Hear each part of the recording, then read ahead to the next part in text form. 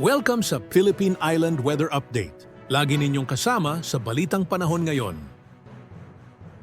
Narito po ang ating binabantay nating si Bagyong Christine. Kanina madaling araw, pumasok na ito sa ating Philippine Area of Responsibility. Sa kasalukuyan, napapasan nyo ang malawakang kaulapan ang dulot ng bagyo at umaabot po sa malaking po bahagi po ng Luzon at ng Luzon, Visayas at Mindanao. At dahil po yan sa extension area ng bagyo o tinatawag po nating trough ng Bagyong Christine. As of 4 o'clock na umaga, ang layo ng sentro ng bagyo ay nasa 1,050 kilometers east ng southeastern Luzon. Ang lakas ng hangin ay nasa tropical depression category, kung saan naabot ng 55 kilometers per hour. Ito'y malapit sa gitna ng bagyo. Samantala, ang pagbugso ng hangin ay umaabot sa 70 kilometers per hour.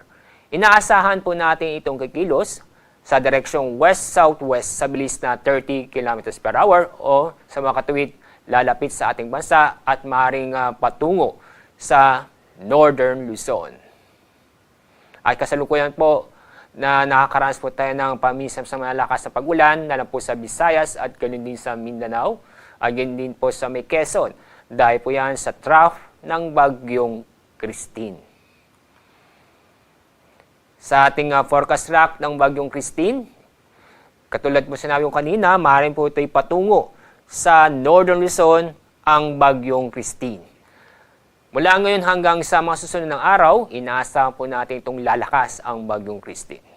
Sa loob ng 12 oras, inaasahan po natin itong lalakas na kusa naabot ng tropical storm category. Bukas ng hapon o gabi, maaari pong umabot ng severe tropical storm category, si Bagyong Christine. Sa araw ng Huwebes, October 24, maaaring umabot ng typhoon category ang bagyong ito.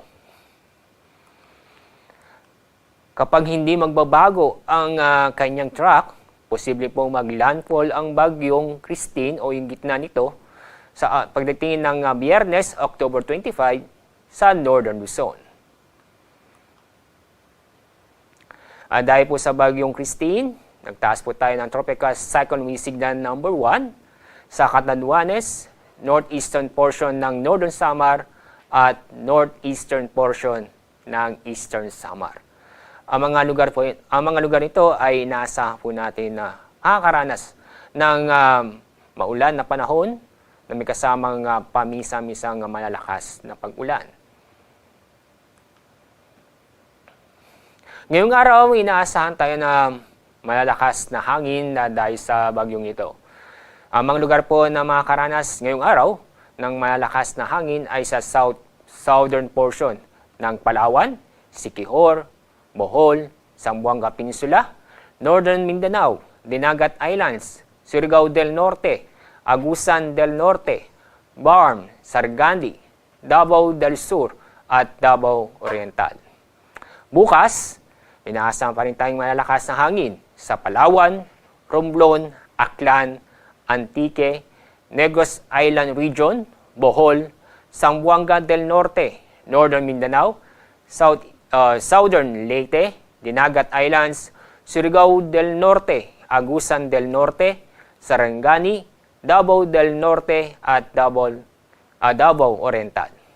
Sa araw ng Miyerkules, asahan din ang malalakas na hangin sa Mimaropa, buong Visayas at Mindanao. Dahil sa trough ng Bagyong Christine na maabot sa ating bansa, inaasahan tayo ngayong araw na moderate to heavy rains sa Bicol Region, ganun din sa Eastern Visayas at Quezon. Bukas, inaasahan tayo matindi o malalakas na pag-ulan. Heavy to intense na pag-ulan sa Catanduanes, Camarines Norte at Camarines Sur. Moderate to heavy rains sa Eastern Visayas, Quezon at sa lalabing bahagi po ng Bicol Region. Sa araw ng Miyerkules, October 23, inaasahan pa rin na heavy to intense na pag-ulan sa Cagayan, Aurora at Quezon. Samantala, moderate to heavy rains sa Camarines Norte, Camarines Sur, Catanduanes at sa lalabing bahagi ng Cagayan Valley. Dahil dito, paalala po sa mga kababayan po natin sa mga nabanggit na lugar, mag-ingat at maging alerto.